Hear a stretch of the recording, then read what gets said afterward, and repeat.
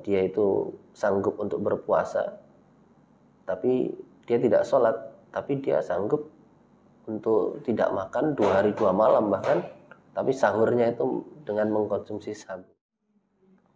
Para pendengar yang dirahmati oleh Allah Subhanahu wa taala,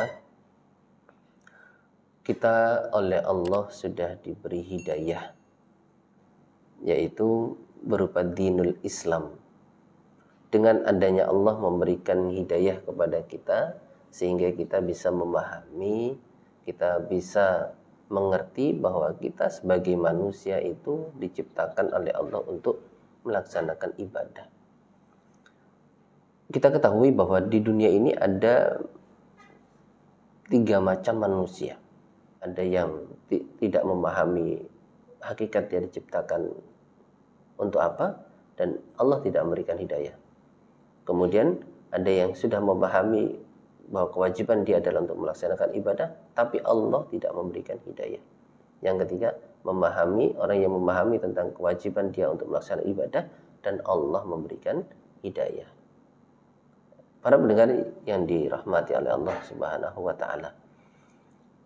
Nah, kita saat ini yang kita diposisikan oleh Allah menjadi golongan yang ketiga, yang sudah mendapatkan hidayah dari Allah Subhanahu wa taala, dan kita mengerti, kita memahami bahwa hakikat kita ini adalah untuk melaksanakan ibadah, maka wajib hukumnya kita meningkatkan ibadah kita, meningkatkan amal ibadah kita.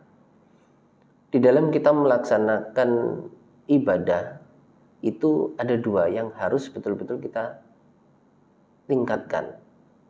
Yang pertama adalah kita meningkatkan amal ibadah di dalam menetapi perintah-perintah Allah dan Rasul. Yang kedua yang harus kita perhatikan adalah bagaimana kita berusaha untuk menjauhi larangan-larangan Allah dengan sejauh-jauhnya.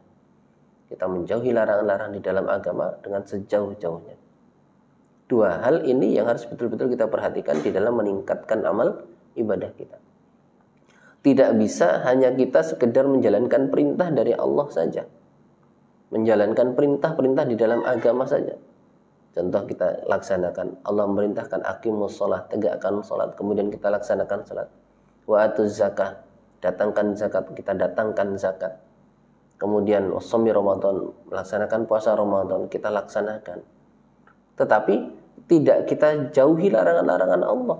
Allah mengharamkan khamar, kita tidak jauhi, kita masih minum khamar, masih mengkonsumsi sabu-sabu. Saya ini baru dengar juga ada orang yang dia itu sanggup untuk berpuasa, tapi dia tidak sholat, tapi dia sanggup untuk tidak makan 2 hari 2 malam bahkan, tapi sahurnya itu dengan mengkonsumsi sabu. Alhamdulillah min dzalik. Ini kan mengerikan sekali. Nah, ini berarti dia menjalankan perintah, berusaha untuk menjalankan perintah, tapi tidak menjauhi larangan-larangan Allah. Terus kemudian ada judi, tapi kita masih berjudi. Larangan itu diharamkan oleh Allah, ya. Innamal khamru wal maisir. Judi, khamar itu adalah rijzun, sesuatu yang najis, sesuatu yang jelek, min amalis syaitan, termasuk perbuatan syaitan. Fajtanibu, Allah melarang, jauhi, tapi kita terjang. Ada lagi larangan taqrabuz zina wala taqrabuz zina, jangan mendekati perbuatan zina. Ini masih kita kerjakan. Nah, ini berarti kita masih belum bisa yang dikatakan sempurna di dalam kita melaksanakan ibadah, meningkatkan ibadah. Nah, kita memahami bahwa yang dikatakan meningkatkan amal ibadah kita itu adalah bagaimana kita wasari'u ila maghfiratim mir rabbikum wa jannah. Yang dimaksud kita meningkatkan ibadah itu adalah wasari'u ila maghfiratin, yang pertama itu kita berlomba-lomba di dalam maghfirah, di dalam mendapatkan pengampunan dari Allah Subhanahu wa taala. Maka 2 hal ini tadi yang penting, ya, yang perlu kita perhatikan. Bagaimana kita amal ibadah kita tingkatkan, dan kemudian dosa-dosa kita taubati. Nah, itu. Kalau kemudian di dalam melaksanakan ibadah tadi, meningkatkan ibadah, menjalankan perintah, kemudian ada perintah yang kemudian belum kita laksanakan. Ya.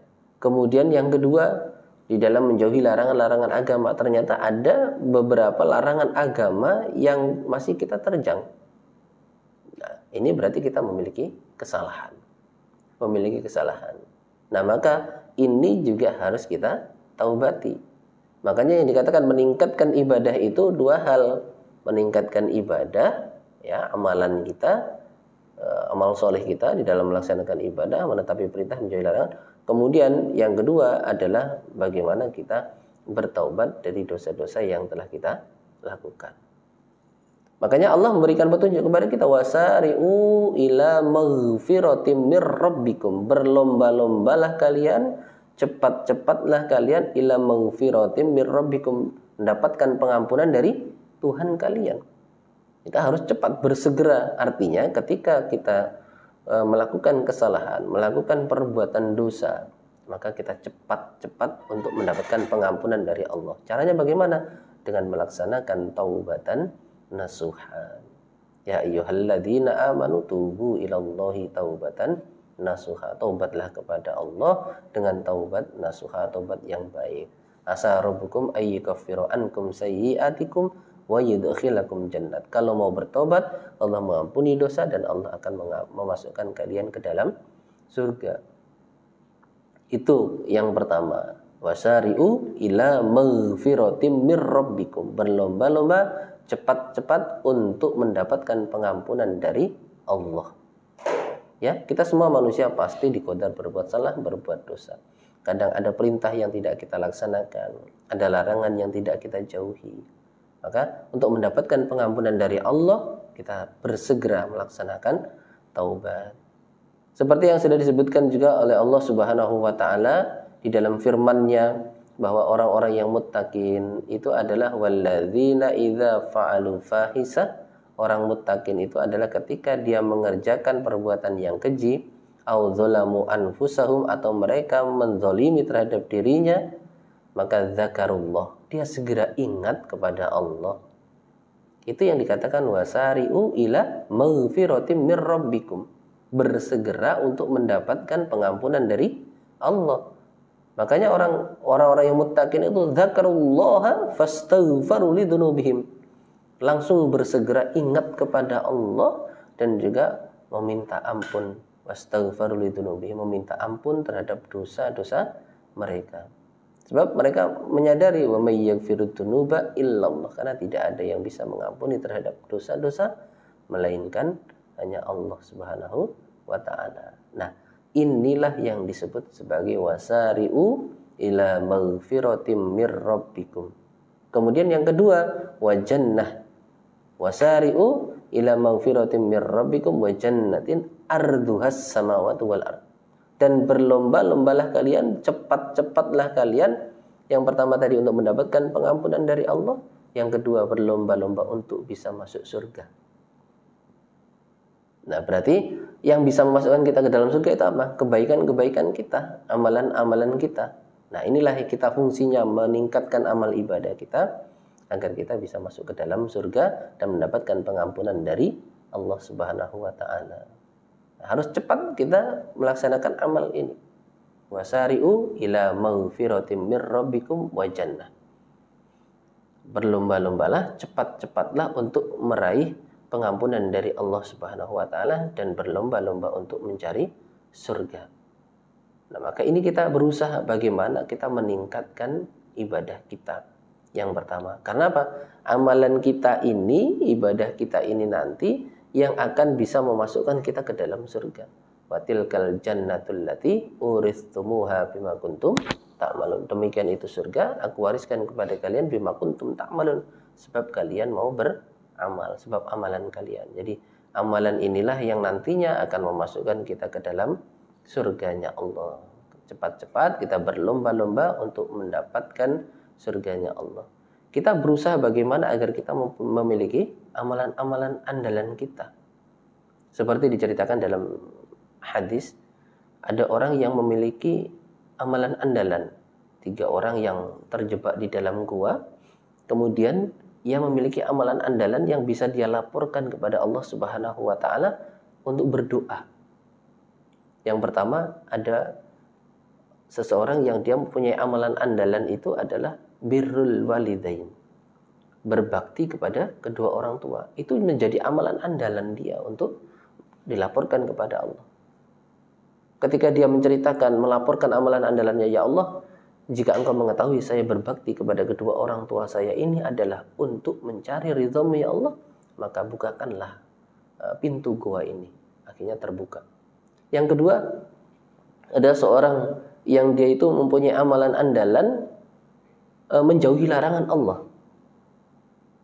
Ketika dia diajak berzina dengan syarat dia harus mendatangkan sekian dirham, dan dia ketika sudah mau berzina kemudian diingatkan, wahai rajul, wahai fulan, ingatlah, bertakwalah kamu kepada Allah. Akhirnya dia pergi dan tidak jadi untuk berbuat zina.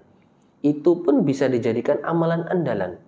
Menjauhi larangan itu bisa dijadikan amalan andalan kita untuk kita laporkan kepada Allah Subhanahu wa taala.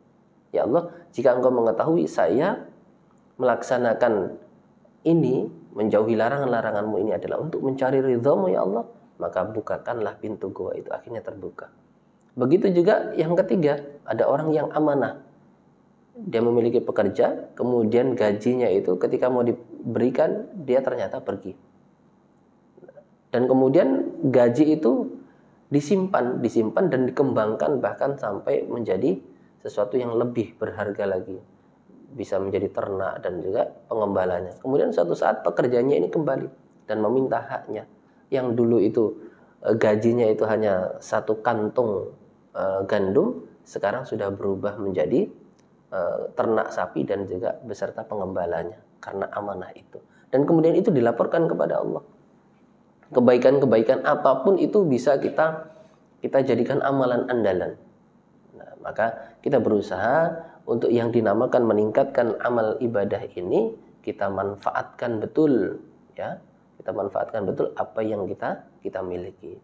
Kalau kemudian kita saat ini kita dalam keadaan sehat, kita manfaatkan sehat kita untuk melaksanakan ibadah, untuk ketika kita melaksanakan perbuatan dosa, kita bertobat kepada Allah.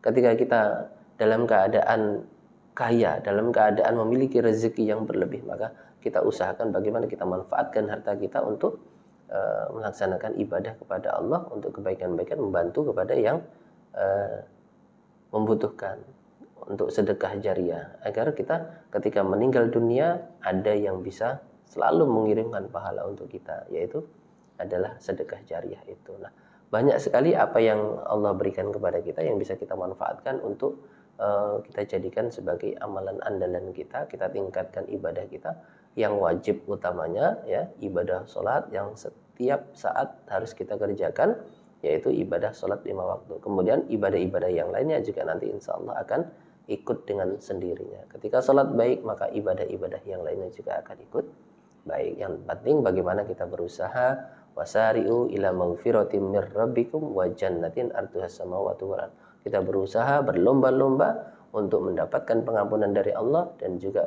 meningkatkan ibadah kita agar kita bisa masuk surga selamat dari neraka. Jazakumullahu khairan. Mudah-mudahan Allah memberikan limpahan manfaat dan barokah.